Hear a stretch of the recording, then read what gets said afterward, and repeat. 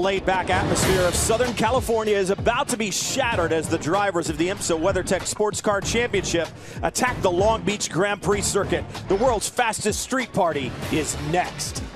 Star of Lucifer on Fox for those most famous words in racing. Tom Ellis, star of Lucifer on Fox for those most famous words in racing. Drivers, start your engines. You heard it here, folks. Let's go sports car racing.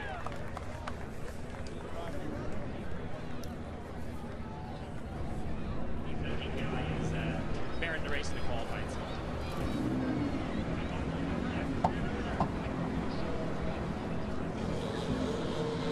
Welcome to the actual streets of Long Beach, California. Beautiful blue sky, a crazy amount of fans, but of course they're here for the main show. These are the stars of international sports cars, the IMSA WeatherTech sports cars all lined up.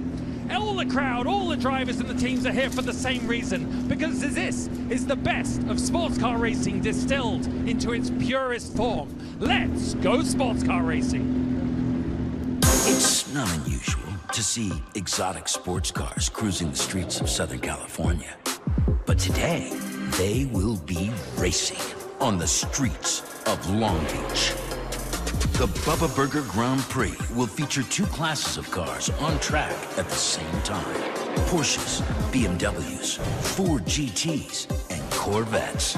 500-plus horsepower machines that will compete in what's known as the GT Le Mans class. Acura, Cadillac, Mazda, and Nissan will compete in the prototype class.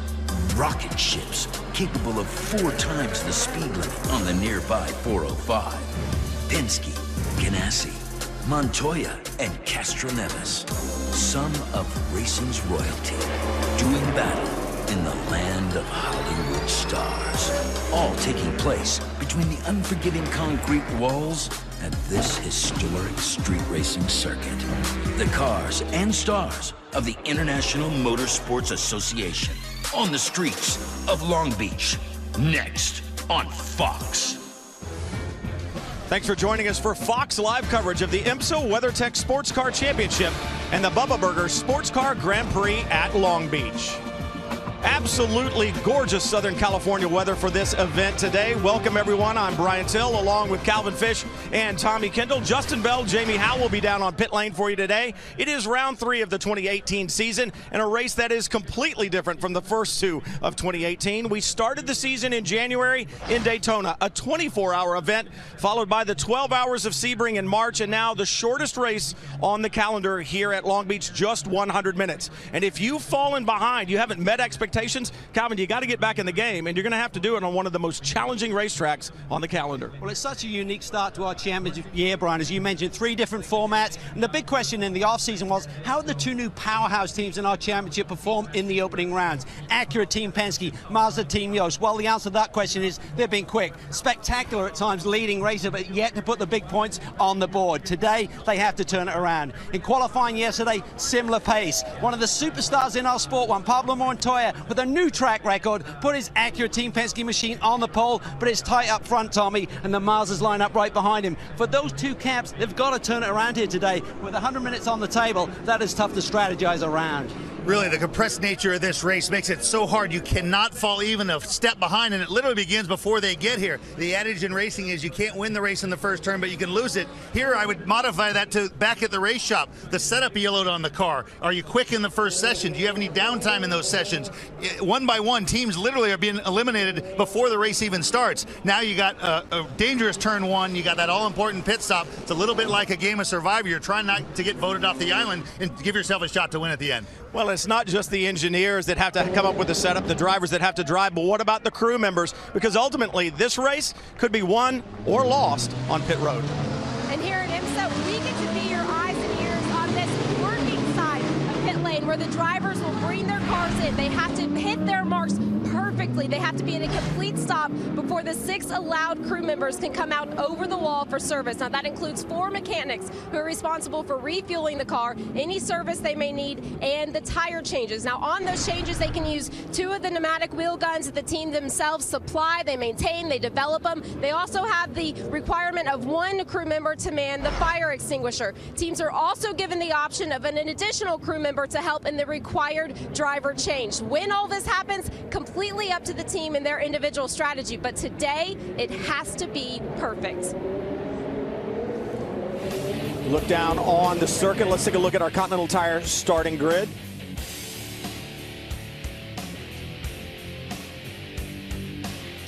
See the pole sitter there with a new track record. Won Pablo Montoya, sensational here yesterday. Felipe Nasr will line up alongside him. You see Harry Tinkler in the first of the Mazda. Elio Castroneves, he's won here in IndyCar. Can he repeat here in sports car competition? Then you see the rest of the field. Johannes van Overbeek's team coming off a P2 win at Sebring. Joey Hand finally strung all 3 sectors together to get that pole to fly the flag for America. But those Porsches in second and third looking incredibly strong. Here's the big manufacturer battle.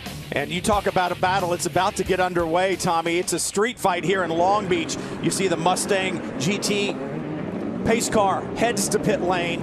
It's Cadillac outside the front row. Acura on the inside. That red, white Acura takes the lead at the start. Won Pablo Montoya. He's won here in IndyCar competition. Can he do it for Roger Penske? Perfectly timed start there by Montoya. His teammate Elio Castroneves, he looks to the inside of Felipe Nasr as they hit the brakes on for turn 1. 3 hot-blooded South Americans in those top 3 spots, some Brazilians and a Colombian, and they are fired up. All those guys looking for some results. To be so patient through this area of the racetrack. Tire temperatures are not where they need to be. See one of the Corvettes in trouble. There's a car off in the wall. Is that one of the Fords maybe? Tommy, you said it, you can't win in the first corner, but you certainly can lose it. It really is for the whole first lap, as you see. The Gainesville machine, I believe. I think it's the number 99. The Red Dragon is no, the 38. It's 38. Kyle Masson on board, Performance Tech Racing, there at the fountain. Take a look, side by side at the top of your shot. He is side by side with the 99, then the 99, the solid red car. Yeah, the Gainesville machine stuck it down the inside of there, and it looked like Gustavo Jacquemin had nowhere to go. Suddenly 3 into 2 didn't work, Tommy. It's one of those things where you get focused. They were side by side with the person next to you, not realizing they were stacking up in front, and he really got in too hot, went to the inside to buy himself some time. Nasr's got a great run. He got the power down there early in that Cadillac machine. Cadillac against Acura going for the lead. You see the yellow flags canceling out that opportunity. Wow. And he had the run. He did. He timed that perfectly with the torque of that Cadillac motor coming off the hairpin.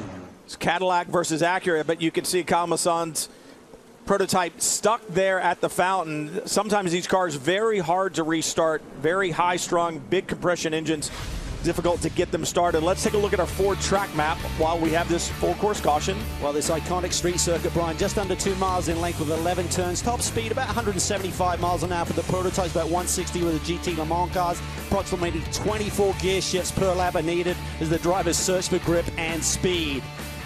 Key turns around here, the brakes over turn 1, very tricky with the approach speed as it is for the prototypes and blind to the driver's eye initially. Good overtaking opportunity down into turn 9, but it's bumpy there. You have to make the move early, and then that hairpin, very tight. You've got to get the traction coming off. Hey, you don't just sit in the grandstands here at Long Beach. That's on top of the Hyatt Regency inside the racetrack. Look at the weather. A gorgeous Southern California day. More IMSA WeatherTech Sports Car Championship action from the beach right after this. Stay with us.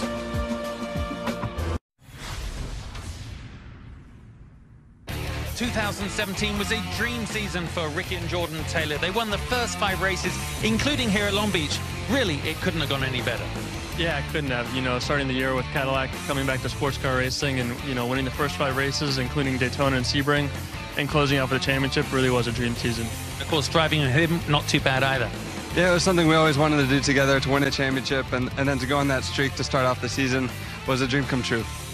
But now, of course, you have to beat him. Yeah, they're going to be the toughest guys out there. He's no longer my brother, but we've got a great group of guys, and we're going to give it everything we've got. Yeah, I think, you know, it's great to have Team Penske in the series to raise the quality of the field, but, you know, Wayne Taylor Racing is the 3-time defending winners here at Long Beach and the championship, so hopefully we'll still be tough to beat. Just remember that. And in the end, it's all about teammates, and Continental Tires definitely celebrates you guys. Indeed they do, and a lot more to that story. Justin spent a lot more time with the Taylor brothers. You can catch it on IMSA.com and look it up there if you would like. Still under full course caution because of the problem there around the fountain. And we talked about it. You can't win the race in the first corner, but you can lose it, as you said, Tommy. Let's look at the keys to victory here at Long Beach. Well, one is don't get behind. To Tommy's point, you don't want to have track position where you've got to recover from the back of the field. The perfect stop and the timing of that and the execution with just 100 minutes to play with, and it's going to get scrappy. This is a street fight. You're going to have to put it all on the line if you want to get to victory lane here at Long Beach. What do you mean it's going to get? It already has. We got to the second corner.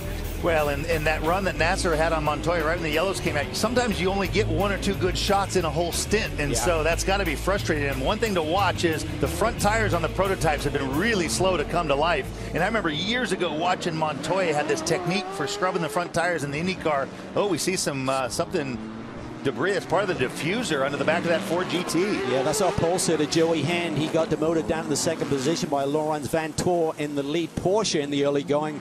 There's so much stack up here in these opening corners, you'd have to think he maybe got clobbered there from the car right behind him.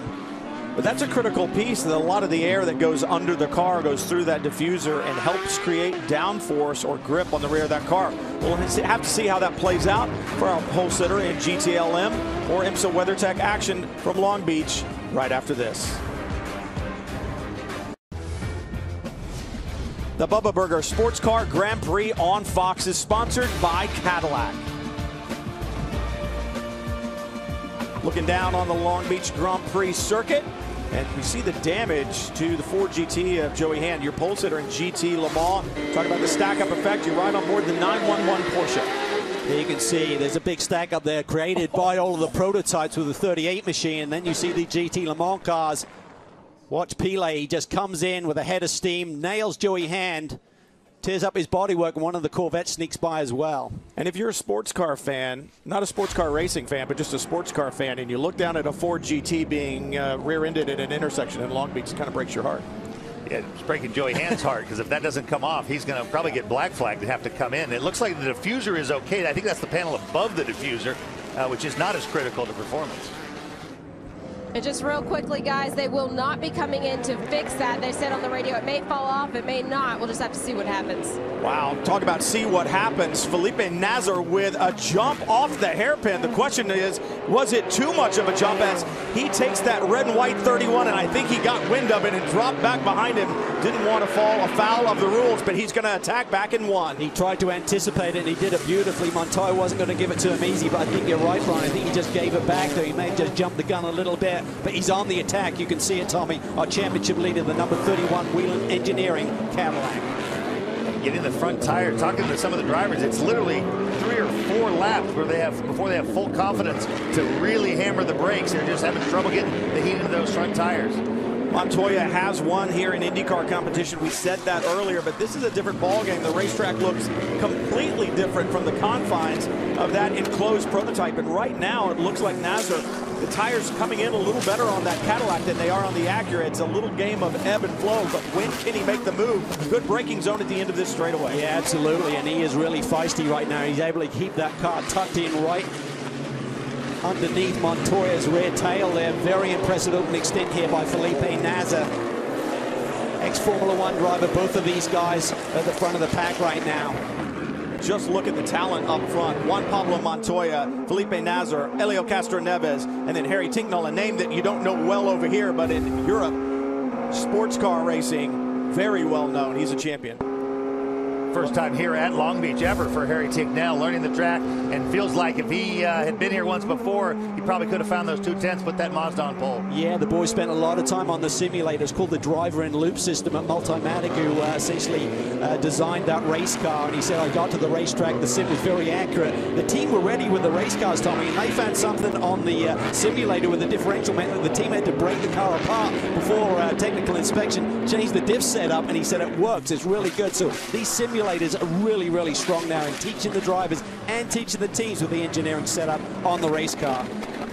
Looking back through the prototype category to the first of the GTLM machines, Laurens Vanthoor in the 912 Porsche right there in front of the 66 of Hand, and it looks like that piece of bodywork has come off. Yeah, you can see under caution there, Joe is really flailing around there trying to get that piece of bodywork to let go.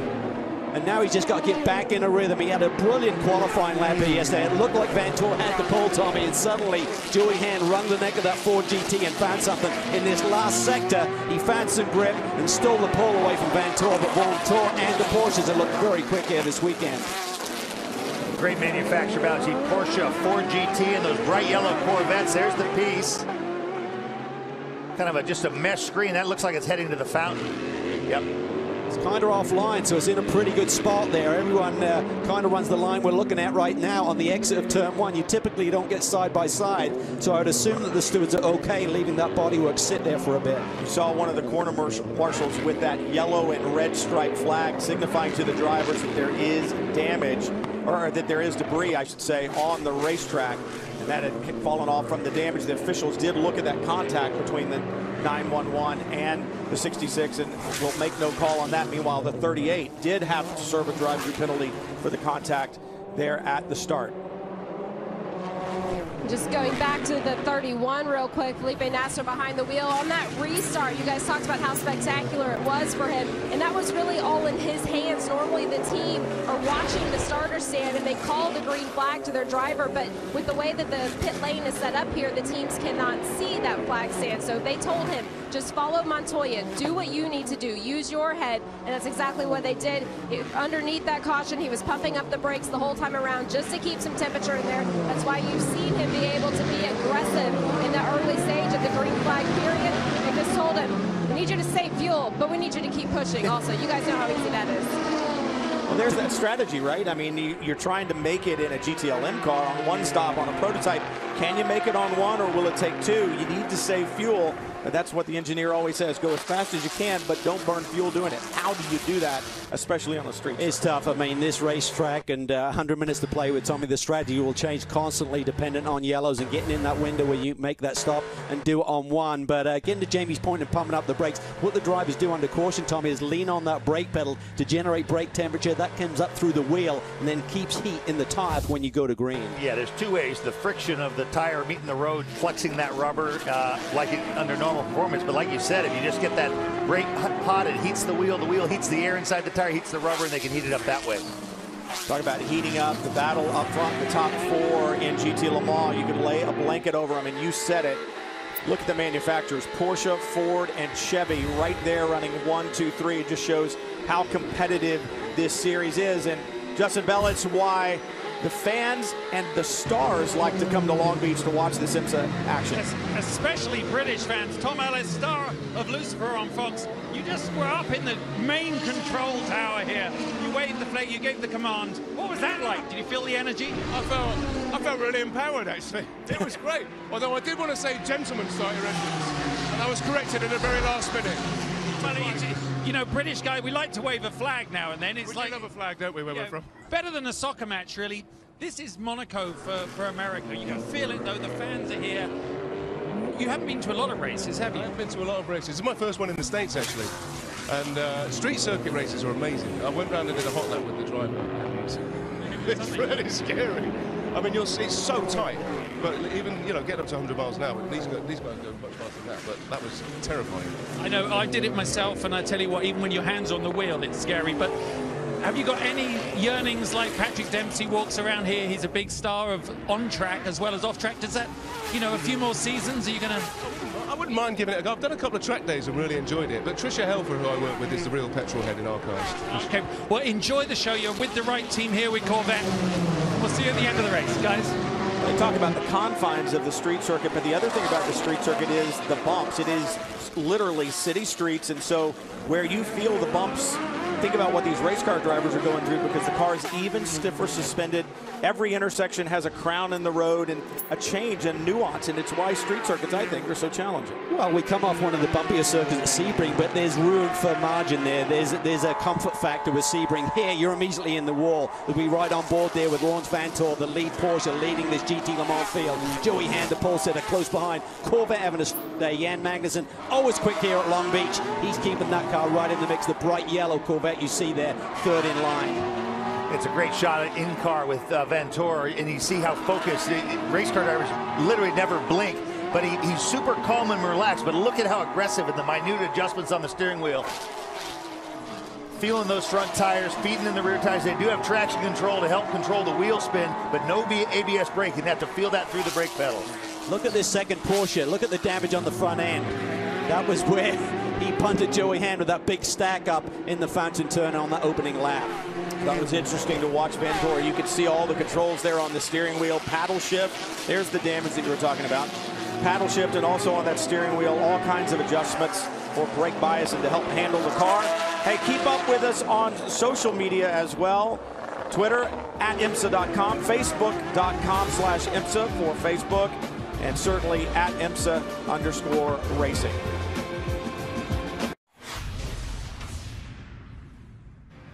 When you win a championship in 2017, how do you keep the momentum up?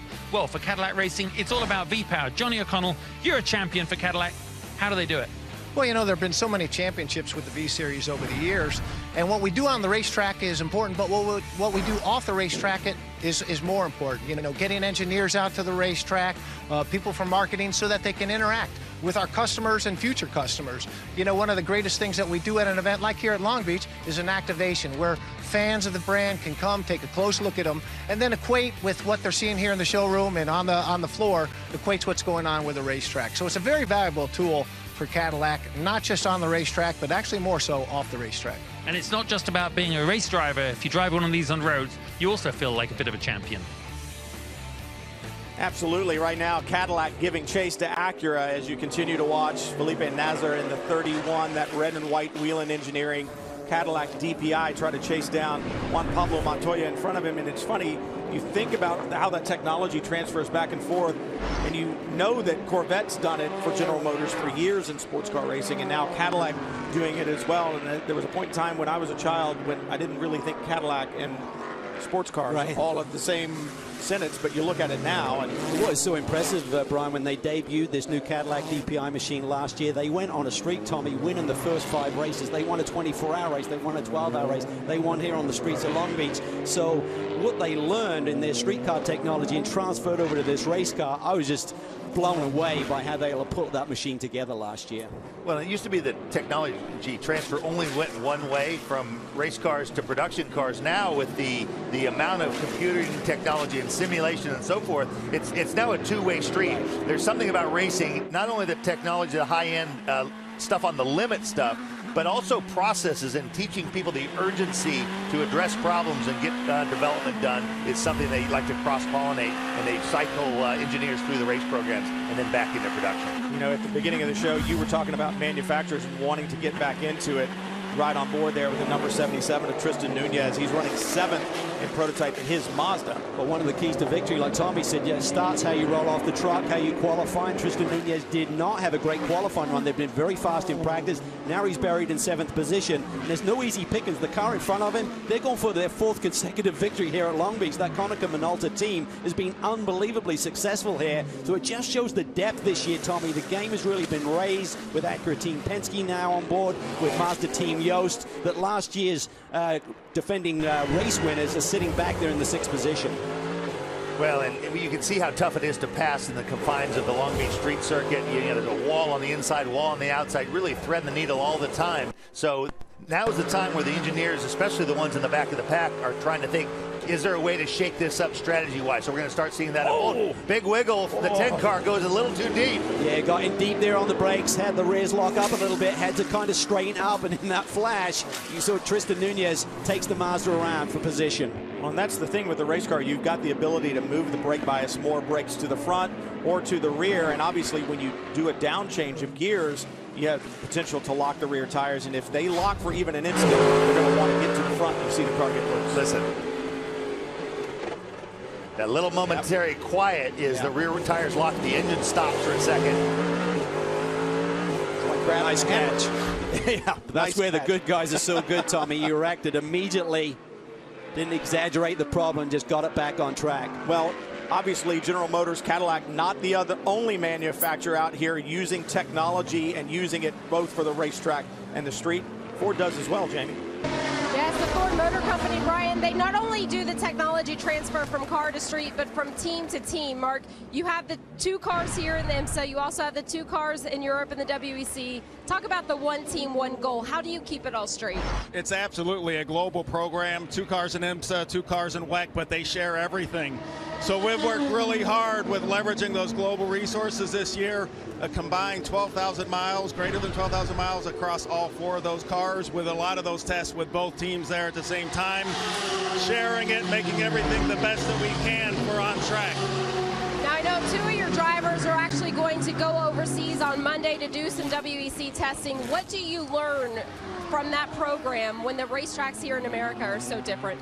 It's sharing the cars. The cars are the same. We keep all 4 of those cars the same globally. So it's the setup. Everything that we can learn in tracks around the world, it still applies. It's still learning. So we get a lot out of that. All right, very nice. See what happens today. Yeah, and they're heading over to Imola, Italy on Monday to do some testing, really in preparation for Le Mans, Tommy, because even though they run in the IMSA WeatherTech Championship, Chip Ganassi Racing will have a 4-car assault on Le Mans once again, including these 2 cars that you see competing here today. For people that aren't familiar with it, it's hard to understand what could they be testing. Every little aspect, that lockup, there'll be a debrief or a portion of a debrief dedicated to that. As the rear tires wear, they don't have as much grip. It's the brake bias maybe hasn't changed, but now all of a sudden a downshift. Did the throttle blipper give it enough revs when it went to the new gear?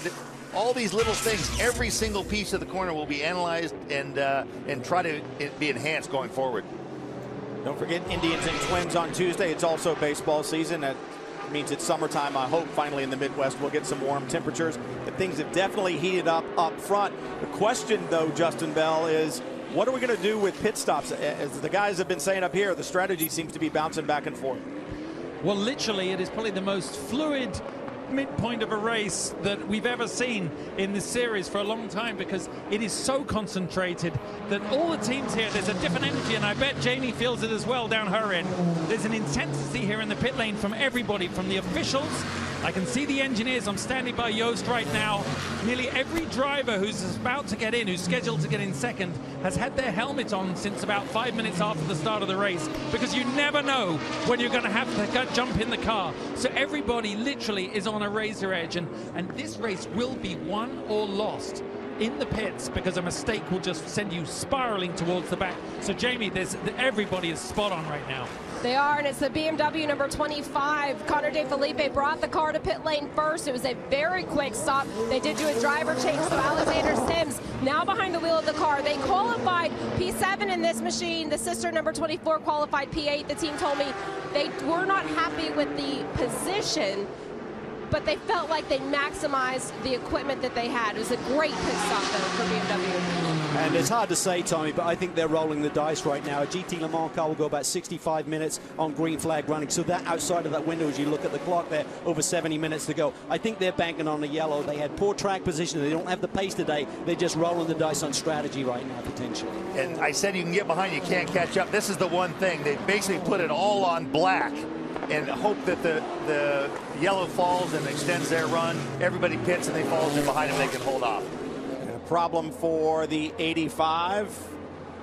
Robert Alon behind the wheel of that entry from JDC, Miller Motorsports, and I'm not sure. Maybe turn Like 8. turn 8. Tricky corner, and if you start to get into there and you're kind of on the wrong arc and radius to get through there, you just have to bail out there and go to the escape route. Well, this will be interesting. If it goes full course caution, how will that change the strategy? Right now, Felipe Nasr in that red and white 31 Whelen Cadillac, continuing to pressure Juan Pablo Montoya and his Acura Penske DPI down to the end of the back straightaway. Nasr to the inside, he takes it. Great stop from Long Beach.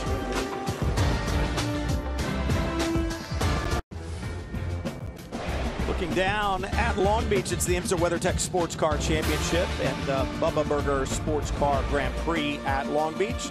That's the beach just to the south of where the racetrack is actually located. What a beautiful day. But notice, nobody's on the beach, they're all at the race.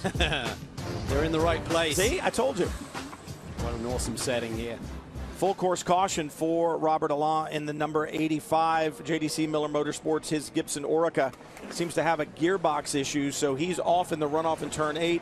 They're going to have to go get him. That necessitates a full course caution. Yeah, and everyone's going to come in together with just the two classes competing here this weekend. Everyone will come at the same time because they're all in a pretty good fuel window and strategy spot here. And that's going to get really tight because at Daytona they had tighter pit boxes, did Tommy, but we had the GTD cars running as well, which kind of spaced everyone out.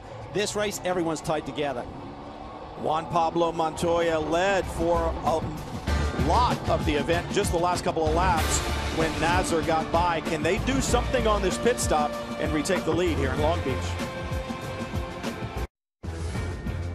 The Bubba Burger Sports Car Grand Prix on Fox is sponsored by Continental Tire for what you do, and by WeatherTech, the ultimate American-made vehicle protection.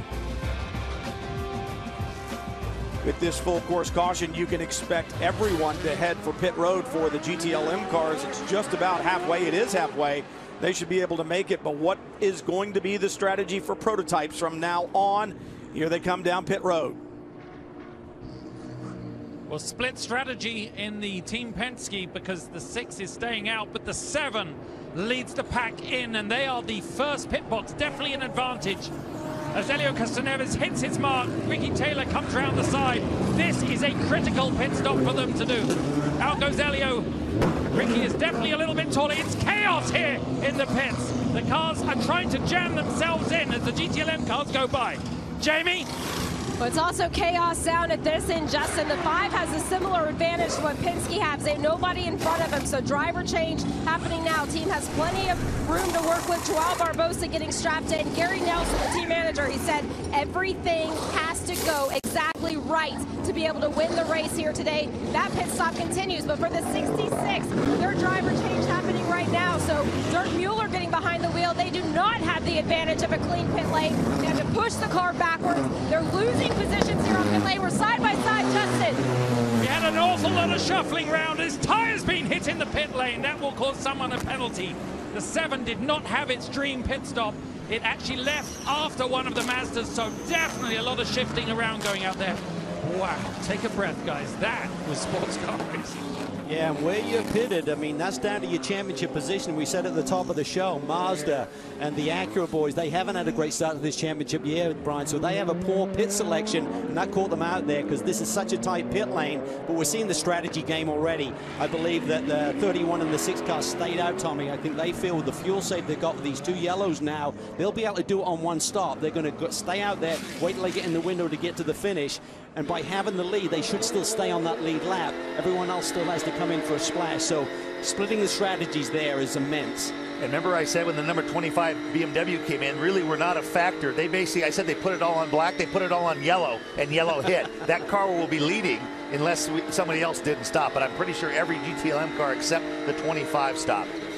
When you're right on board the 911 Porsche, you see Michelin there. All the GTLM cars on Porsche, on Michelin tires, I should say. And the technology to come up with one for a street circuit is intense.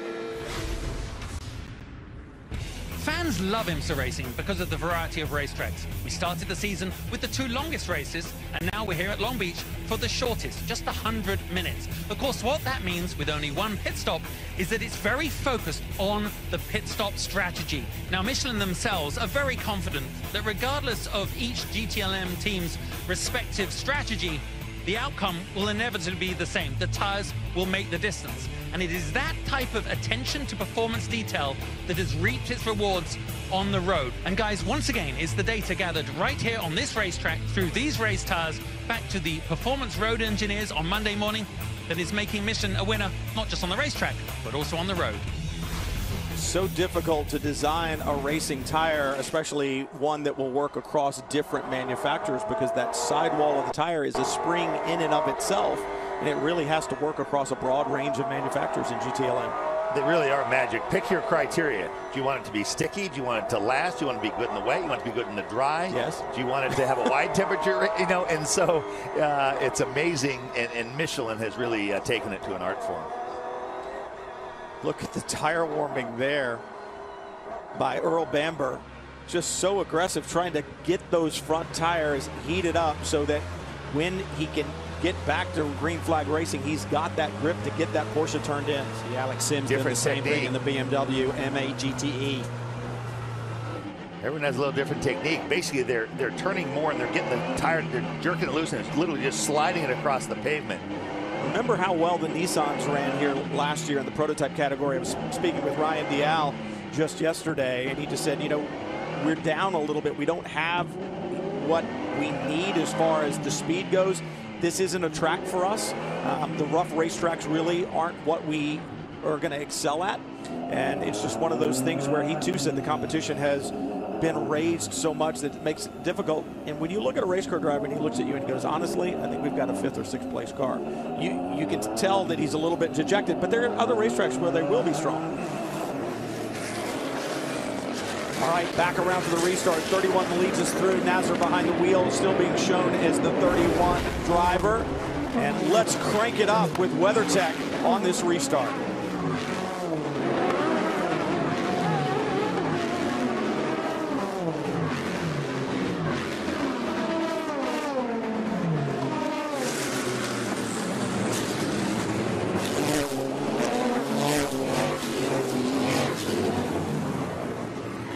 Through the fountain, single file. That's the way you want to see it. It's the way it should have been at the start, but that's easier said than done. Yeah, and when we look at that strategy, what there is now called as a final class split. So all of the prototypes are put back to the front of the field ahead of the GT cars. So you've got those 2 cars out front who didn't make that pit stop. The guys behind them have that track position. They're full of fuel. They've got fresh tires. So it's a real roll of the dice here in terms of those guys up front, the 6 and the 31, just saying we're going to do it on one stop, but it's going to be a green flag stop potentially. We see the number 25 BMW there at the tail end of these prototypes right here in front of your screen. Porsche behind. Now, they got some yellow. Did they get enough yellow to save enough fuel? Remember we were saying we could probably go 65 minutes. They needed to go 70 minutes. A general rule of thumb is every 2 laps under yellow, you go 2 laps under yellow for 1 lap under green. But because it's not laps, it's minutes. We don't have all the information, but you can't calculate that in your head. It's close though. They're getting close though. With that yellow immediately, Tommy, they'll be in pretty good shape. But Sims is certainly going to have his eye on the fuel calculator as well. The 66 car now being driven by Dirk Mueller, pole sitter. That contact at the start now being shown in 4th after the pit stops. Jamie, what was going through Joey Hand's mind there at the start as he had to slow for the fountain? Well, it was dramatic qualifying that you got that pole position, Joey. It was on the very last lap. You were happy with the car then, but how different was it after that hit at the start of the race? Yeah, no, it was a good lap of qualifying on. It was fun. It's just fun to be here at Long Beach. Really proud to drive for this Ford Chip Ganassi team. Having my family here is great, but you know, that start at Long Beach is always a wild one, and I knew it was going to be crazy. I checked up, bottled up at the fountain there. I checked up, and whoever's behind me just didn't check up. Hit me really hard, so this goes to show how well this car's built in the back because it's still going. It was pretty quick. Definitely got a little more free than we were used to from qualifying. I would imagine some of that damage in the back is what would do it, but, you know, we got a good race car. Had a little pits tight here, so we had a little, lost some time in the pits, but, you know, I got my Dirk in there, and he's going to go for it. I saw your son Chase in the car earlier this weekend. Watch out, I think he's coming for you. Son Chase racing go-karts, and he'll be the next one that comes along. How good was the lap in qualifying? It was under track record, and how much racetrack did he use? Both side view mirrors were gone after qualifying. He put it all on the line. It was a brilliant lap. He dug deep. I thought the tires were past their best, but on the lower fuel load at the end of the stint there, he just managed to squeak it out. When he said free, that's similar to loose or oversteer. Basically, the back of the car was sliding a little more than he'd like, and so the idea is you never have a perfectly balanced car. It might be one way in the slower corners, one way in the fast, but the damage at the rear may be affecting the airflow coming out from under the diffuser. Little less grip at the rear, so the back sliding some more. But critically, they lost track position in that exchange on pit lane. It is so tight down there, as Joey said. Couldn't get out of the pit box. His teammate Dirk Mueller lost a spot to the Corvette. There's a look at Jonathan Bomarito in our Mazda driver spotlight. Gives you an idea of his stats here at Long Beach. We talked about it at the beginning of the show, the different manufacturers. It's Cadillac up front, then Acura, and then the first of the Mazdas in this program really coming to life here over the last year or so, and certainly with the Yost involvement, the team switching things up a little bit as far as the management and the operation of it goes. Well, a mega team coming over from Europe. They've competed here in the American Le Mans Series with great success, but led by Reinhold Joost and Ralph Jutner, the team manager there. It's taken them a little bit of time to get their arms wrapped around this prototype machine, but they showcased at Sebring. They were so close to victory there, had a problem on their final pit stop, and again this weekend they've been very quick. It's only a matter of time before John Doonan and that whole Mazda camp get that first victory. Bomarito was my teammate at Le Mans in 2013. I talked to him before the race, and there was kind of a sense that the year hasn't started out like they wanted, but we knew Joost would get a handle on it. There was kind of a sense of quiet confidence that this maybe could be the weekend to break through. Well, they ran so well here last year, and they really weren't expecting to because of the rough nature of this circuit. And as we move into this new era with this team, really high hopes, like you said. And when you look at it on paper, you kind of look at it like a football team that doesn't have a very good running game, but they're going up against a tough defense, and they end up putting yards on the field. And Mazda's really kind of been that way here at Long Beach. It's a racetrack where they shouldn't do well, but they've had good performance, and they've certainly showed it this weekend. They really have, and the car is so different to what they campaigned with last year. They've done a lot of re-engineering with that chassis, so the notebook that you had last year really isn't going to work. So it's tough when you come to a street circuit, Tommy. You talk about rolling off the truck quick, making the right engineering choices with not a lot of track time to work with. There's a look at your leader. Nazar still up front. Remember, follow and join IMSA social conversation on Twitter at IMSA.com and on Facebook at Facebook.com/IMSA and on Instagram.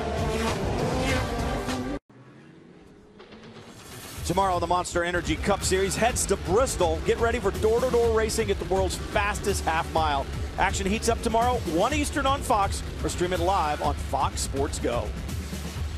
Kyle Busch on the pole. Should be a wild one. Always is at Bristol. Kind of like Long Beach for sports cars. Tell you what, up front, Felipe Nasr is putting on a show, guys. He just laid down a lap about 6 or 7 tenths quicker than anyone else in this field with well-worn Continental tires. Wow, that is making a statement. And at the same time, his teammate, the other Felipe, well, one's Felipe, one's Felipe Albuquerque in the black Mustang sampling Corvette, closing up on the Acuras as the Porsche start to apply pressure. And I just checked in with the BMW Team RLL guys. Bobby Rahal himself said that 25 machine is going to be good to go on fuel prior to the start of the weekend.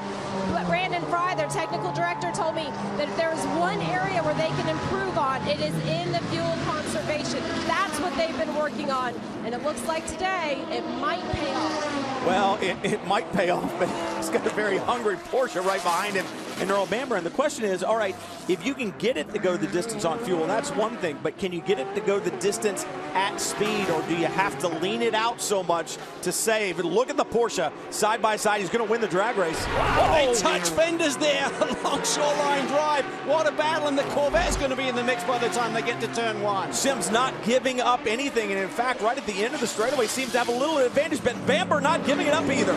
Wow, side by side, so tight there as they head towards the fountain. This may not end well, and Bamber now rubbing on the back of Sims, the bumper, and Sims moves him to driver's right. This is going to get ugly. Will Sims retaliate right here? He's been roughed up. Bamber takes off. He needs to. He needs to get out of his field because Sims is going to come back after him. But you're watching Sims was going to be as aggressive as he could, always making the car go to the side he doesn't want to be on. If that Corvette can stay there, he can't. Overlap, no overlap before becomes the inside of the next corner. Sims is struggling. They haven't had the pace all weekend long. They got the track position there through strategy, and now he's just hanging on for dear life. Doesn't look like he has the horsepower, the ponies to pull away. The top speed seems to be okay. Seems to be the jump off the corner that's the issue. And speaking of an issue, the 22, Pippo Durrani out of the 22 Nissan DPI there in pit lane. You see the worker walking along with him, giving that slash across the throat, saying it's dead. What a disappointment, coming off a brilliant victory at the 12 Hours of Sebring, trying to get back in the championship chase. This will not help their cause today as this GT Le Mans battle heats up. BMW against Corvette with Porsche out front.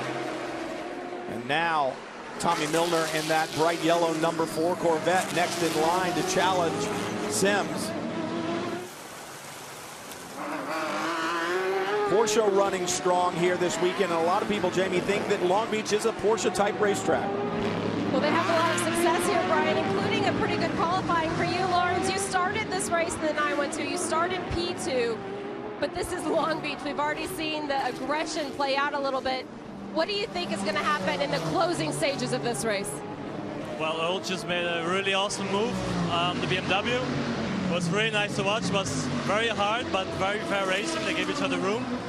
And yeah, now we're leading. So wow, it's still a couple of minutes, 40 minutes, 45 minutes to go. But let's see, we've been strong all weekend, so it would be brilliant if we could keep this. One of the team directives, guys, think about the big picture. That's what they remind each other of. Justin? Well, one of the Team Yost cars came in a clear pit stop. They just put fuel in. They held it exactly the amount of time they needed based on their calculations of fuel to the end of the race, and they left. I spoke to Reinhold Yost. He just smiled and he said it was the best decision for us. We could control our environment. And one lap later, the 55 is about to come in, guys. So they go to the end of the race, and as he said, all things going well, it should put us in a good position. Yeah, and basically you back time these races to the finish. You try and get in what we call the fuel window, where you can fill the car up with fuel and get to the finish. It's like going on vacation with the kids and everyone wants to use the restroom. It's like, well, just hang on there. We can be home without having to stop. That overhead shot showed that white BMW out front going around the fountain. He's almost parking it in that corner so that he makes sure he can get the car lined up. He probably doesn't like the handling there. And if he comes off sideways, that's what allowed Bamber to get up through. Well, Bamber also lifted his rear tires off the ground with his bumper. But you see what they'll do. You'll try to, if your car's not good, now watch. He squeezes him over against the outside wall, and now Bamber just kind of, if they continue up to the fountain, okay, so that's why he felt roughed up. If they'll carry that shot longer, you'll see him repay it with interest into the fountain. I think his teammates should get into politics. He said that was just good, clean racing. I think he's trying to make a statement to the steward. Hard but fair. All good. There it was. Really? You want to rough me up? Here you go. So just gives him a little shove, shoves him past, releases him like a pro. And Sims comes back at him. He did, but he didn't force him in the wall. No. So it's hard driving, but not to the point where you're going over the edge. I agree with hard but fair. Really hard, but mostly fair. So Mazda's there side by side. Very tight. They've got to give each other room. They're in the hunt here today. Yeah, you don't want to see that. You know your teammate's coming, but you certainly don't want to meet each other at the apex of one. They're having a good run. They've had good performance. And with 43 minutes left to go, I would expect to start seeing the other competitors hit pit road, and indeed, 31 is there. Nazar with a long drive. If any driver is going to get out of their car in pit lane, pumped up from the communication from the team, it's Felipe Nasser. They were so impressed with his fuel conversation, his ability to drive, his ability to make that pass.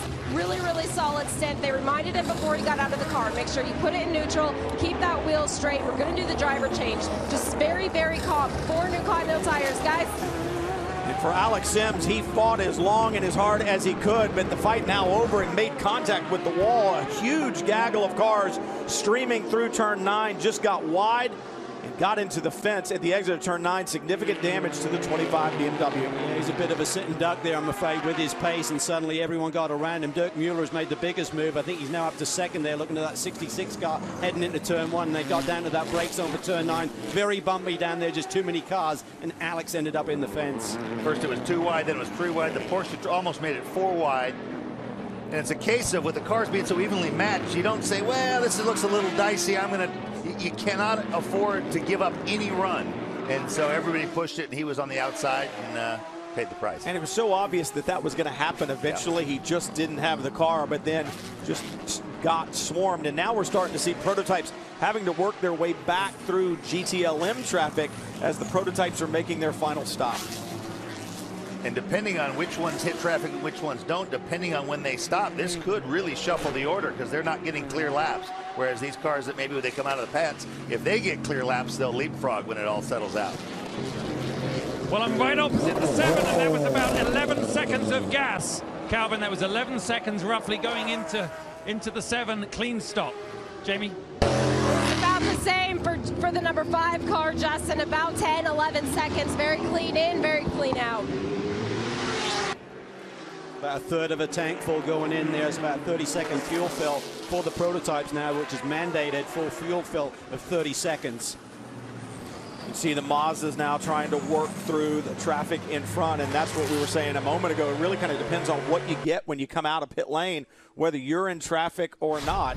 If you get a clean lap, you're good to go. This is Alexander Sims' problem. You can see him stuck there behind the number 4 Corvette.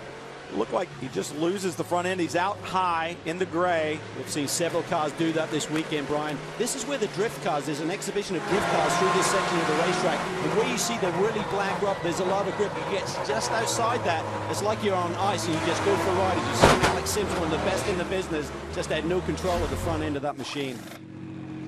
The legendary Juan Pablo Montoya just getting out of the 6. We haven't seen any, well, my end anyway, any other driver changes. They did it earlier, but of course, Dane Cameron getting in the 6. This stop a little bit more involved then. All new tires waiting on the fuel. The driver assist just closing the door. This is critical. I can see Roger Penske leaning out over the pit box, looking at a nice stop. Clean getaway, guys.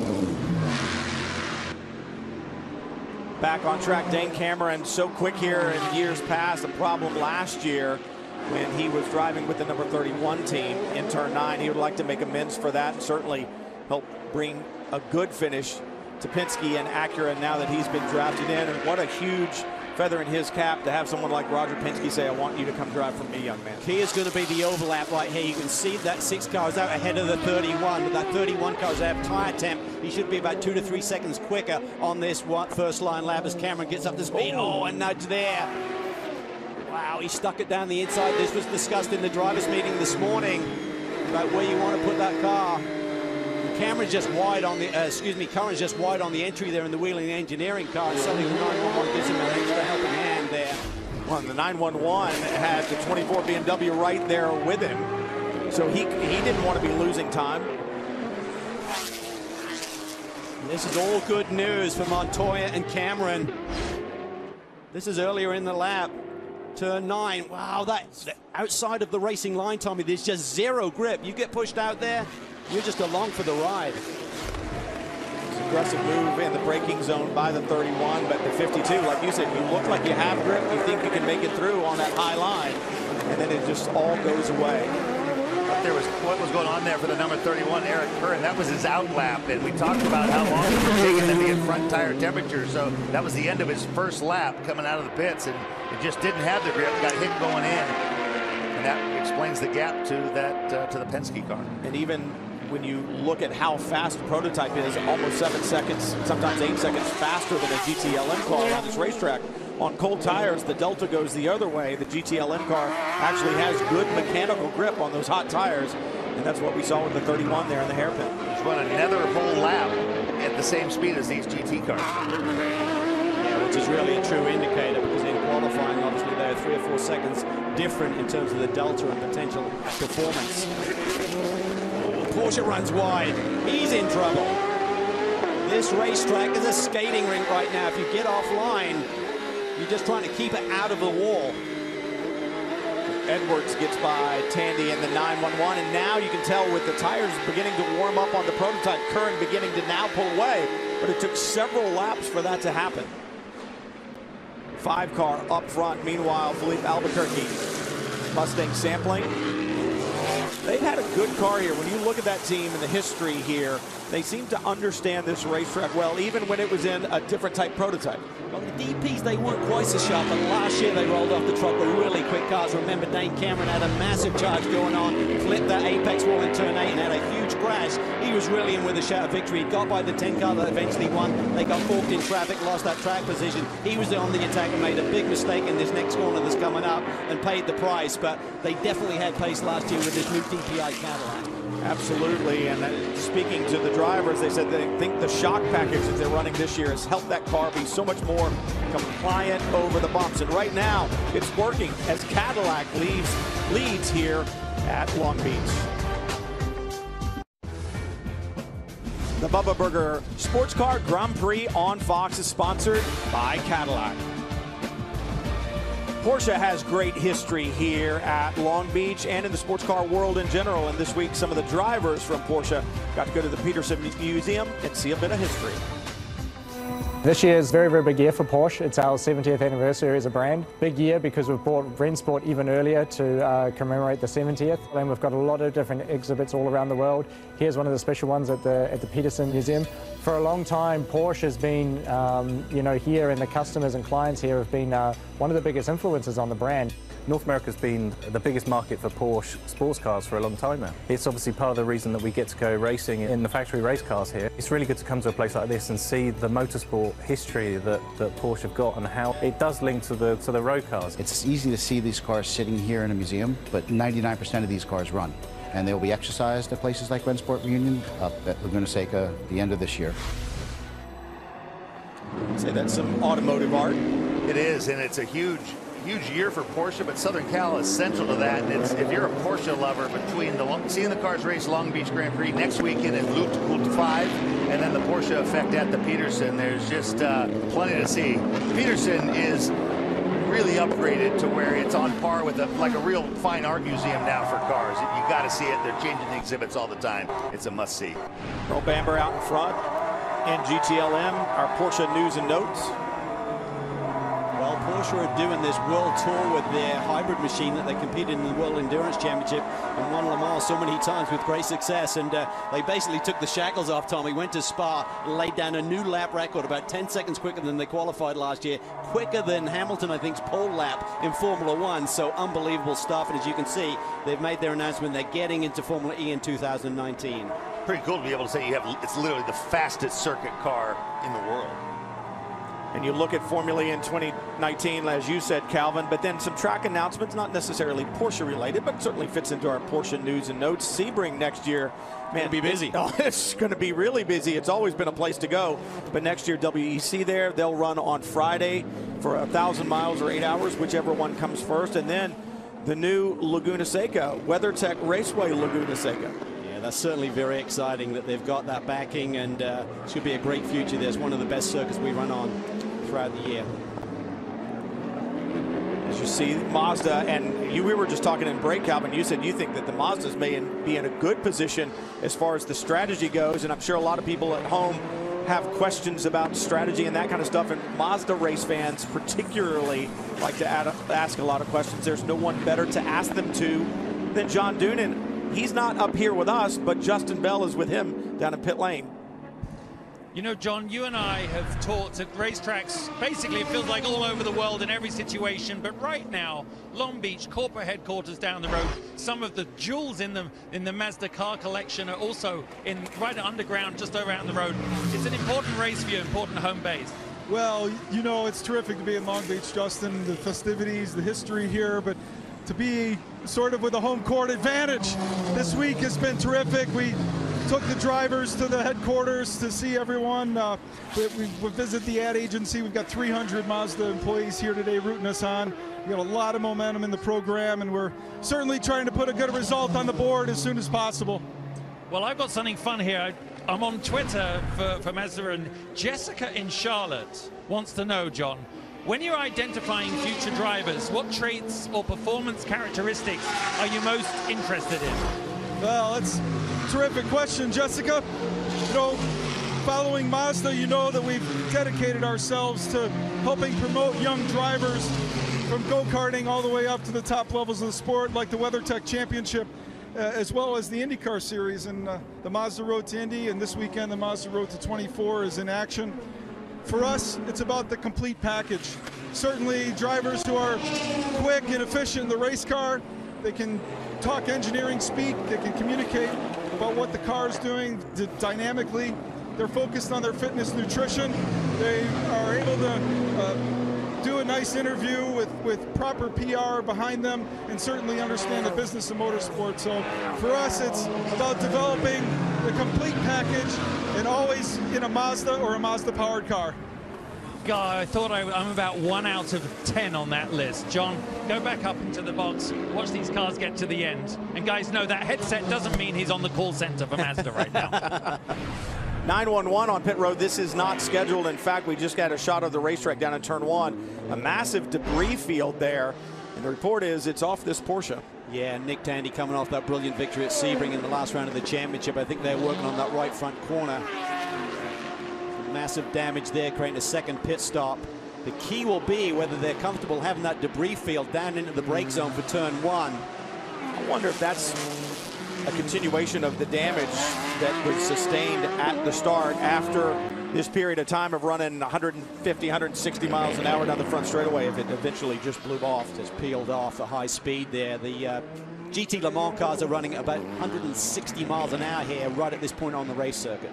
Now, full course caution, and this is going to be interesting. If you have not made your final pit stop yet as a prototype, and there's that contact with the 31, we saw the initial damage at the start as well, and I think just cumulative. Yeah. Joey Hand, excuse me.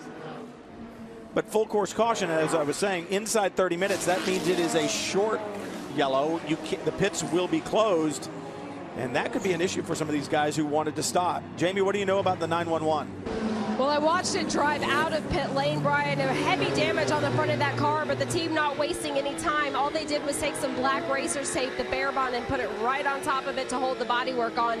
But I was standing here waiting with Felipe Nasser. Felipe, fantastic opening stint for you. Drivers have long said you're only as good as your last stint. So now looking back at it, what grade would you give yourself? Yes, I was pretty happy with the beginning of the race there. It was unbelievable how quick the Whelen car was handling today, and right from the beginning, I was settled down behind Montoya, and I was just trying to save some fuel. And when I saw the opportunity, I went for the for the overtake, and it was great from them. It was like doing qualifying laps.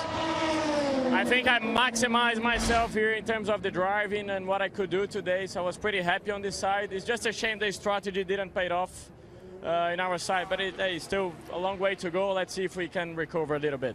Yeah, great job. He's talking about that strategy. Remember, the 31 and the 6 cars stayed out. And okay, the 31's had its problems, some contact, but when you compare the 6 machine, Cameron's back in 7th. Essentially what happened by not pitting when they made their one and only pit stop, they were sitting still for 30 seconds. They needed a full fuel load.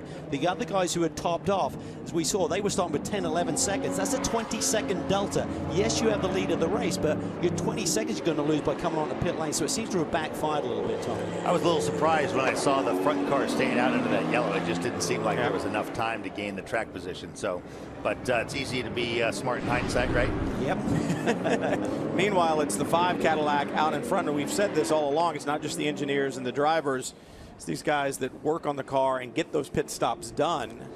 And it's funny, make it all work. I did a little video on my Instagram. I showed the setup with the polished transporters of Penske Racing and Acura, and I turned around and the Action Express guys didn't bring their big awnings. They had little easy up tents over the cars. And I said, guess which car has more wins this year? And it's Action Express. And I went and talked to, it's just classic Gary Nelson. He's just as practical as they come. He said it was a choice between bringing a spare car or bringing the big awning without bringing another truck.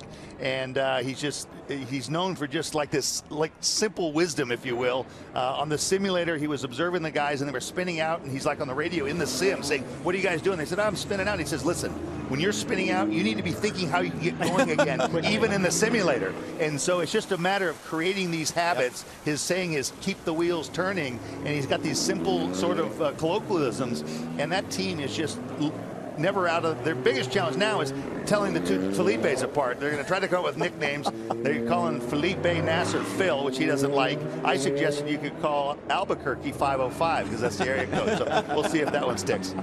Third full course caution. That means that the 2018 Ford Mustang GT has led some laps today.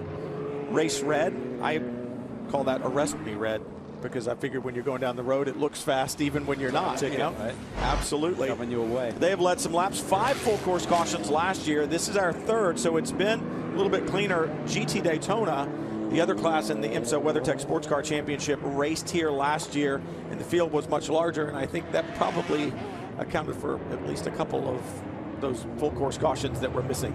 Yeah, it's a great little reset here. I mean, it's certainly good for Dane Cameron because he's been able to negate that gap that had been created by their pit stop strategy. So he still sits there 7th in line, but he's got a reset. He's got an opportunity to go after the Mazdas immediately in front of him. But getting back to your point, there's a lot of fanfare about Yost coming here with Team Mazda, about Penske arriving here with Acura Team Penske, but the standard here has been strong for a number of years. Wayne Taylor Racing coming off a championship year, and as you mentioned, the Action Express Group, they are are great. They've got two really good cars with the Mustang sampling number 5 and the Wheeling Engineering number 31. They are going to be tough to beat this year.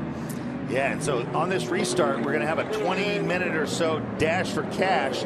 And with the struggles on those front tires, getting them up to heat quickly, we see Albuquerque trying to create a little distance as we go back to green. Wow, and he did it beautifully. Look at the gap he has on Ricky Taylor. And look at this. Ryan Dial has a run with the Nissan alongside Taylor as they come down the front stretch. And just eats him up coming off the hairpin. Ryan Dial said we've got a 5th or 6th place car, but last year they used strategy to get to the front and almost won it. They've done the same thing, and a problem with the 10. Jordan Taylor there really loose on, he probably lost a little bit of tire pressure, didn't have the stick there under the brake zone. Nice catch, but look at the Mazdas, they're all over his tail now. Great job by Taylor to catch that black number 10 Konica Minolta Cadillac when it got sideways in the brake zone there. But meanwhile up front, it's Cadillac, Nissan, Acura. That's the top three different manufacturers right now running up front. Typically when you lock up like that, Tommy, you bail. You go down the escape rope because there's not much margin there without hitting the tires on the exit. And a lot of lockup, or is that rub off the body? I think, yeah, look at that. The number 4, Tommy Milner's all over him. This is a battle for the lead right now as they head down into turn 8. Got a tire going down. There's something wrong there. Bamber's going to have big problems. Look at the 911. He's right there as well, but he's a lap down. Bamber moves to block. Goes to driver's right, but he's got to brake hard here at the end of the straightaway, and there it is again. There is a problem with the right front of that Porsche. Milner will get by. Unbelievable. Well, it was a dramatic victory for the number 4 Corvette last year, but they're doing it under more normal circumstance right now. He's got the lead for Corvette Racing. Bamber's going to have to hit pit lane. He's in trouble. It's an odd issue.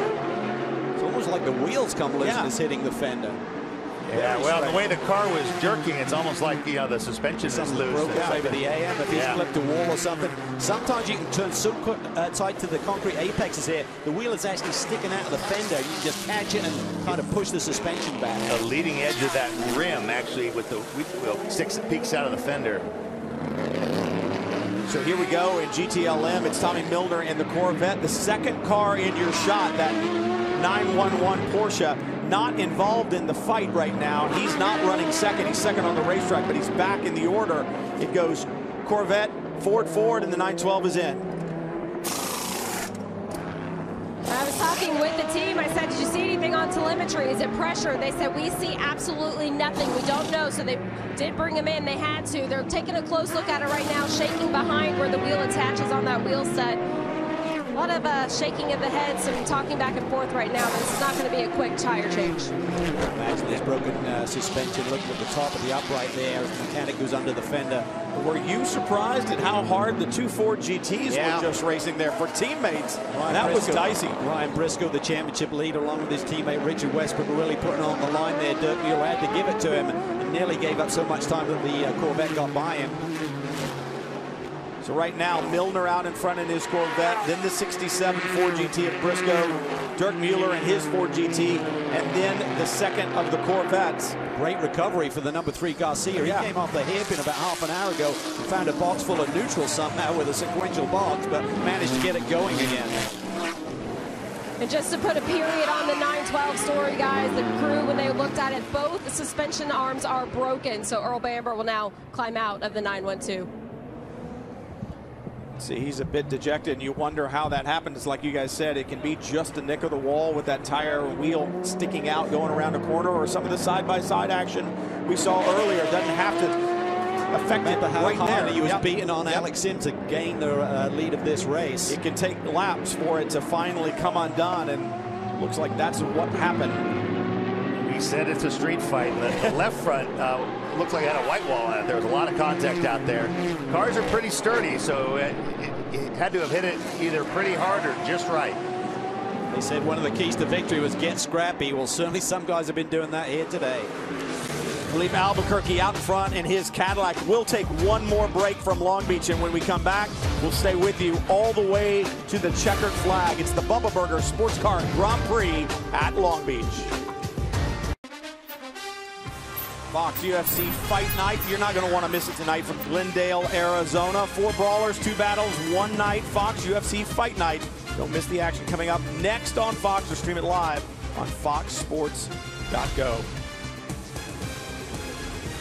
out in front here at Long Beach, Philippe Albuquerque in the Cadillac.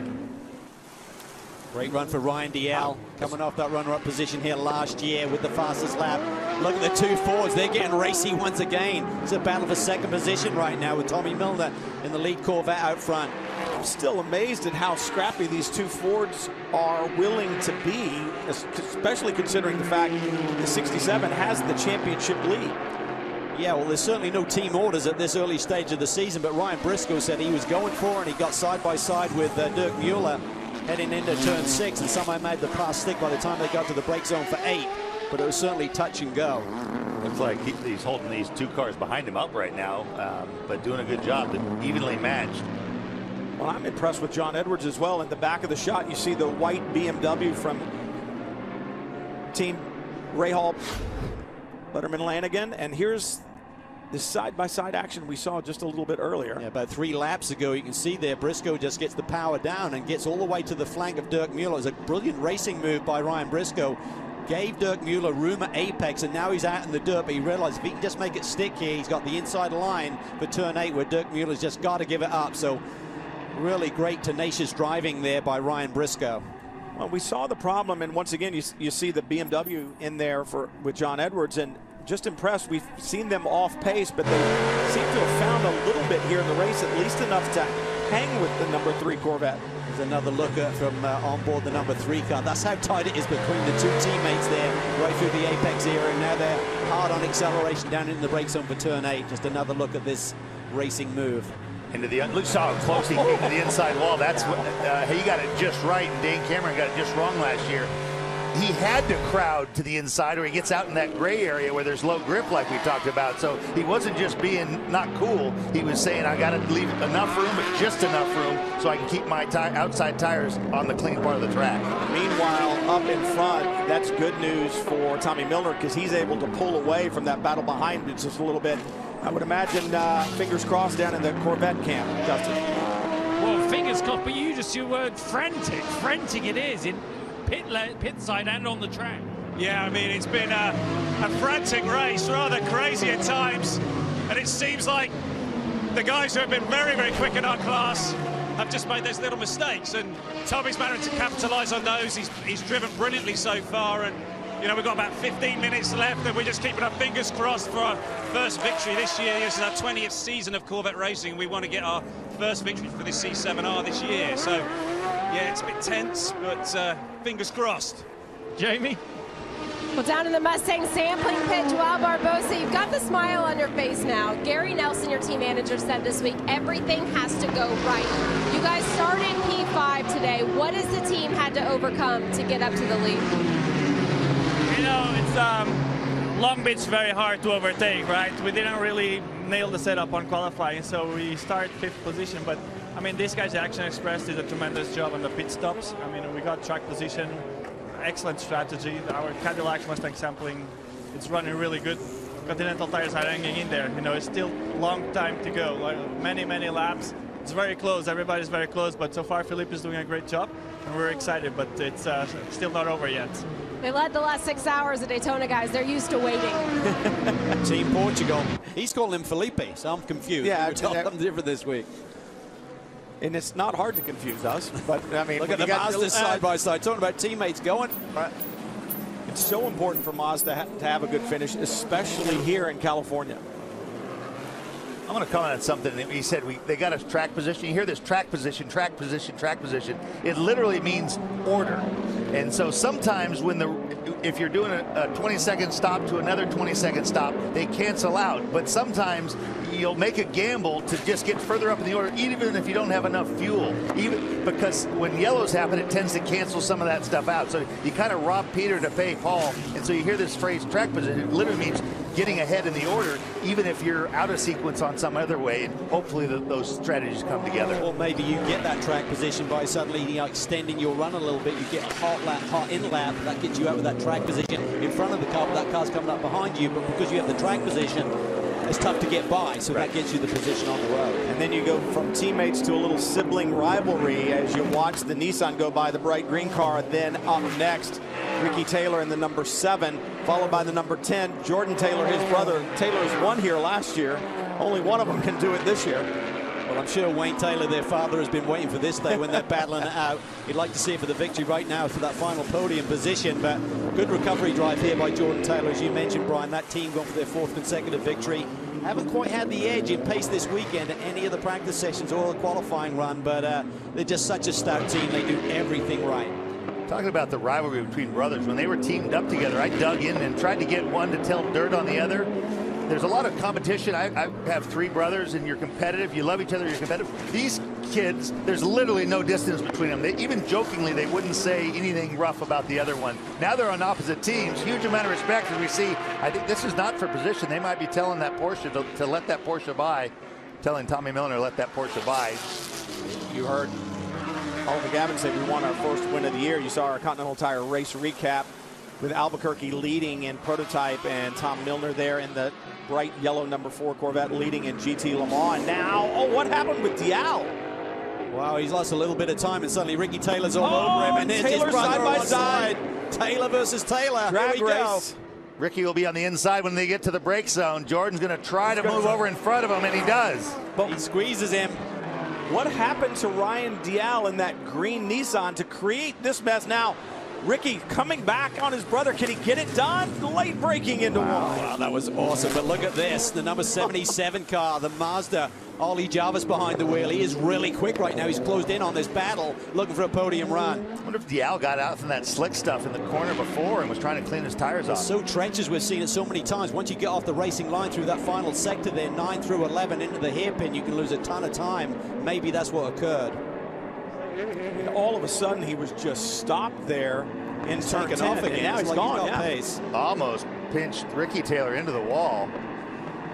Looks like Ricky. I love this overhead shot, seeing where people are gaining the time. Looks like Ricky in the white prototype that goes by has a little bit of advantage once he got clear of Jordan and they got away from each other. Was able to pull away a little bit, but Dial has been the big gainer. You saw Ollie Jarvis there under braking. I asked Ollie Jarvis yesterday, where is this car strong? He said it's really good under the brakes. You could see that under braking for turn 9. Kind of an optical illusion with the time versus distance, of course, but even so. And look at that, you see the Cadillac, the torque, getting the power down. You have to wonder whether Ricky Taylor's rear tires are going away a little bit as his brother Jordan Taylor gets a really good exit off of the hairpin. He's going to put Ricky Taylor under pressure. Ricky takes it in super wide. They're both wide. Taylor is super wide. Can Jarvis take advantage? Not quite. Oh, and Jordan Taylor in that black number 10 just dancing on the very edge of adhesion. Barely kept the car under control, and I think Ricky had no choice but to kind of surrender and let him go. I think he was worried about his Taylor wide again. He touches the wall. He's in trouble. He's got out in the marbles. I think he may have lost the rear tires a little bit, Tommy, looking at his traction coming off the hairpin that last time. Not just one Mazda, but 2 beginning to swarm. Cameron's catching him too. Look at the background. The second of the Acura Team Penske machines is right there. That strategy backfired on him, but right now Cameron's got a good car going underneath him. Bomarito in the 55 Mazda, the red prototype on your right, trying to get the better of his teammate. Got to be careful. Here comes outside that racing line. Oh, and he did. Yeah, no grip out there, just zero grip. You're just trying to keep it off the wall. Cameron takes the position. Seems to have become a one-lane racetrack in many of these corners now. Usually you can see it, but that they clearly can't. There's something going on there with the rubber from the drift cars or something. It really is not giving them any indication, and it's a dramatic fall off. And now it's Mazda versus Acura on the drag race down to turn 1. Ricky Taylor is just hanging on here. They wanted the big points. They wanted the victory, at least the podium. Right now, he's just hanging on there in the 4th position. And I talked to Montoya before the start. He did say that he thought that rear tire life and towards the end of the stint would be something they'd really have to watch. The real key indicator was just under acceleration between the 10 and that number 7 machine. On the overhead, you should see the car stretching, because 1/10 of a second at 50 miles an hour is much closer than 1/10 at 100 miles an hour, double, I guess. And so in terms of distance, and with that Corvette staying right on his bumper, he was clearly getting a better shot. And the Audi move of the race. We thought it was going to be the one the previous lap, but we waited one lap and we got a different one. This one counts, and Jordan's there a little bit in no man land, waiting to see what his brother Ricky's going to do, and Ricky can't get it turned in. He's not got the rear grip. Then the Mazda nearly takes advantage as well. This was dicey right there. Great case of discipline. Jordan says, I can't go any deeper than this, and Ricky went a hair deeper than that, and that was just enough. You'd Good have stuff. to think about the brotherly dynamic right at that moment. That had to come into play. Yeah, there's no question about it. And they, like I said, they are truly the best of friends. Really talented young drivers driving with two big teams. Now with the two Penske cars, Ricky really sliding backwards. Yeah, and I would think he would get the call, let him go if he's a little bit quicker as Cameron tucks into the inside. I can stop a little bit later, of course, so his tires are slightly fresher. I think you're exactly right. I think Ricky Taylor has used up the Continental tires on that Acura prototype. As he's beginning to drop backwards, Dane Cameron just motors by. And it was interesting, we talked about it at the beginning of the show, you certainly did, Calvin, about how Cadillac had been strong. They won the 5-1 at the Rolex 24. We saw the 22 Nissan win at Sebring. And other teams, other manufacturers needed to step up. Good performances by both Acura and Mazda today.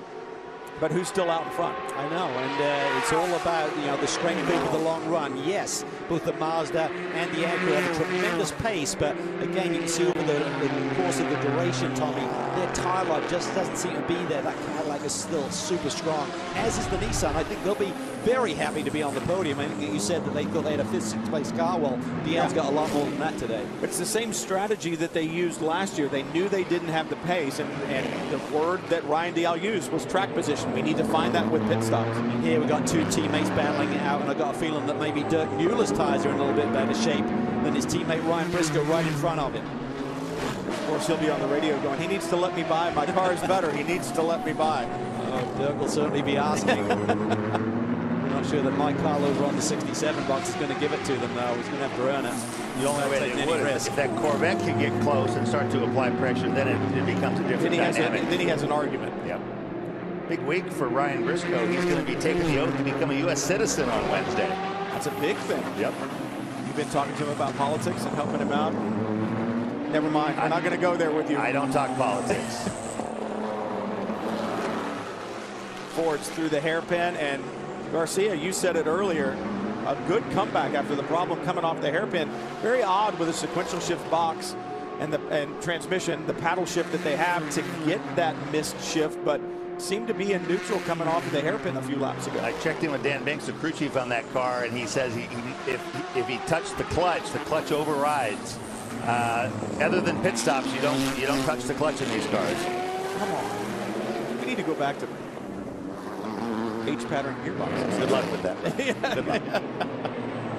Tell you what, Dirk Mueller wants those points. Remember, there's a championship on the line. 66 car did not have a good Sebring. The 67 car had a bit of a reboot midway through the race, got their car up into the bigger points, finished 4th there and have the championship lead. So these boys won a championship. They've had success. They've won races, but the title is what Chip Ganassi Racing and that Ford GT camp are looking for this year. 67 with that great win at the Rolex 24. You know, Tommy, we talk about these cars and we're joking about going back to H-pattern gearboxes, but you raced at a time where your career spanned back into what we'll call the olden days, where you actually shifted the car with an H-pattern box, and then your time with the Dodge program, where it was a much more sophisticated car like this. Is the driving much different? Do you have to think through it much differently? Well, it just changes things. Like I used to always like to skip gears on down changes so that you didn't introduce an additional input of the engine braking coming in and out with a down change. With the sequential, you have to go through the gears. So it's the same challenge, trying to figure out how to optimize it better than everyone else. It's just slightly different variables. Tell you what, coming through turn 9 on that previous lap, Brian Briscoe had a real twitch. He is literally hanging on for dear life right now. Mueller's car is definitely stronger, but look at him sliding. You said something, Tommy. You said if the Corvette gets much closer, well, guess what? He's there. Yeah. Watch how, and this is where you see, watch how close they get on the exit of this corner. You really won't be able to put paper between the cars. And if they're trying to maximize the radius all the way from the outside out, clipping that inside apex, here comes the overall race leader as well. Mueller needs to time this sector right here. If he can set up Ryan Briscoe getting the exit out from turn 8, maybe he can get a run down the straightaway into turn 9. Seemed like the Corvette not quite as good through that 4, 5, and 6 combination, and he's lost a little bit of ground, but for Felipe Albuquerque, he's going to have to work through this battle, and the question is, can Dirk Mueller use that prototype to help him gain position over his teammate? See Briscoe there really compromise the exit there. Watch this from 1 lap ago. What is really twitchy for Ryan Briscoe is he's just dancing on that fine line between getting the car in the fence. Look at that. And it's not much further out that all that grip goes away. We've seen that problem for several cars. And that was the traction control catching that for him. The gap a little bit extended this time down the front straightaway. Briscoe there, screen left, and Mueller closing in under braking. The team are telling him on the radio the pressure from behind has been eliminated a little bit with the overall leader suddenly getting in between the Fords and the Corvette of Antonio Garcia. But look at that, Mueller is quicker. Briscoe is really struggling for rear grip right now, and Mueller's close. Can he do anything with this? How much of a risk will he take on his teammate? I'll tell you what, this is where the mental game comes in, where he's under pressure. He doesn't have the car he wants, but he's basically saying, I need to check my speed where he can't get around me, mainly in the middle of the corner, and get good shots off, and he's not succumbing to the pressure yet. Should be coming to the white this time by as Albuquerque in the black prototype. Your overall leader is going to work by these two, and as I said, it depends on where he catches him. If Albuquerque goes inside Briscoe here in 9, Mueller may be able to follow him through. It doesn't happen there. The other thing Albuquerque needs to be careful of, he can't throw away his race trying to get by these guys when he has several seconds in hand, almost 5 over Ryan. Yeah, he'll just be patient, wait for this straightaway, which is good news for Briscoe. They're going to barely get to start-finish, and with 16 seconds to spare, which means one more lap. Good news for Briscoe. There's only one more lap to go. And he's got a gap. Sometimes if you're just ahead of the overall leader, it means you've got to do an extra lap to see the checkered flag and hang on for an extra minute or so. Those fuel strategy races, or when you've had a problem, some type of mechanical, go back to the Rolex 24. When the Cadillacs had an issue, and the 31 had their issue, and the 5 was out in front, and they knew they had problems, but they had to nurse it to the end. And it was like, you don't want to see one more lap if you've got any kind of a problem. Oh, now Dirk Mueller a little bit wide there coming onto this straightaway. You guys saw there was a white wall on the left front of the Ford, so he's come into contact with something as well. He can't relax too much. Garcia is one of the best in the business. He will pounce. Garcia did not want that prototype to pass him there, knowing that's going to cost him time. Jordan Taylor on the attack right now. Sitting in the 3rd position, chasing after Ryan Dial, like Nissan right in front of him there. Nissan versus Cadillac for this final runner-up position here.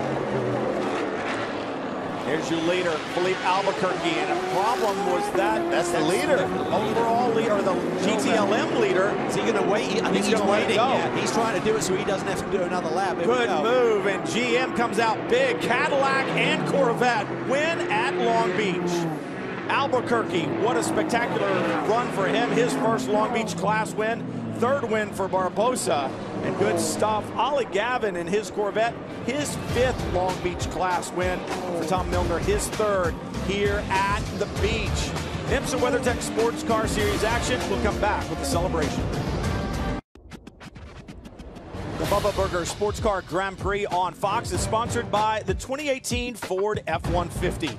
It doesn't just raise the bar, it is the bar. Always like to look down on the fountain here at Long Beach. Such a great shot. Absolutely spectacular weather here today. And it's going to be a celebration that Philippe Albuquerque remembers for quite a while. A great win for his Mustang sampling team. Take a look at our BMW race results. What a day for GM.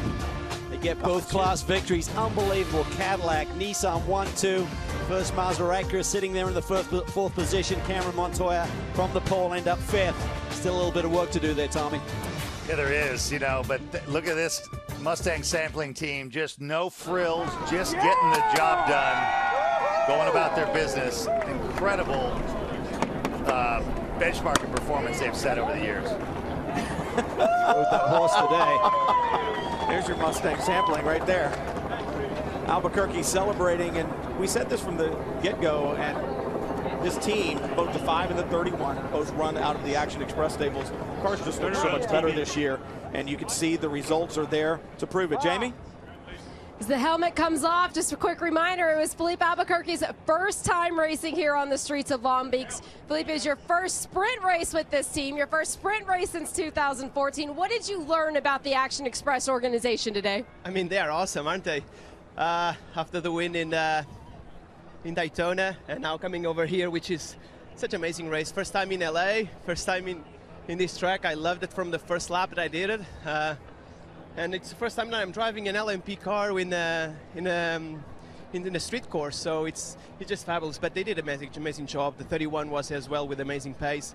Unfortunately for them, the strategy didn't go for them. Continental tires were great. I mean, was just safe and easy just to pull away, and number 2 was trying to put some pressure, but I think today the Mustang Ensemble was just unstoppable. Great was the word I took away from that. Congratulations. Justin? Well, Tommy Milner, you just came into the pit lane as the winner of GTLM here at Long Beach. We've seen you do it before. You know how to create opportunity in traffic, in chaos, and take the win. That was a fine drive. I'll tell you, this was one of the hardest races I've ever done in my life. The track was so dirty offline, and it kept getting narrower and narrower and narrower. And you saw it with traffic, with the Fords, with my teammates, things like that. You go just a little bit too wide and you're off. And I almost threw it off in the last corner, last lap. I mean, my heart was racing after that, but our Corvette C7R was perfect all race long. Great pit stops from the guys. Oliver did an awesome job to start there. This race is such a wild card, and just need a little bit of magic here every now and then, and we definitely have it today. We definitely delivered the fans everything they come to expect from Corvette. Jamie? Big smile on the face of Brian Briscoe. P2 finish here, much different than last year. How much happier were you with the car today and the result?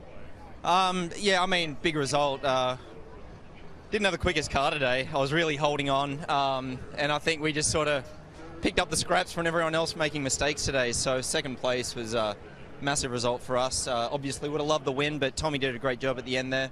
Kept his head down, didn't make mistakes, and but great points for the championship. Really proud of everyone at Ford Chip Ganassi Racing. Yeah, we'll try to keep this thing rolling. Big result. Congratulations. Great thing the cat is out of the bag. Tommy Milner said, I nearly lost it. Yeah. We thought it was strategy to let the overall leader by. He was obviously in trouble there through the final couple of corners. Narrowly missed the wall. But it's exactly what we had seen throughout the event. And you heard Tommy say it. The line got narrower and narrower and narrower. We talked about Taylor win here. Well, it didn't happen today, but only one of them would have been able to do it. Jordan Taylor with a good run, though, Jamie.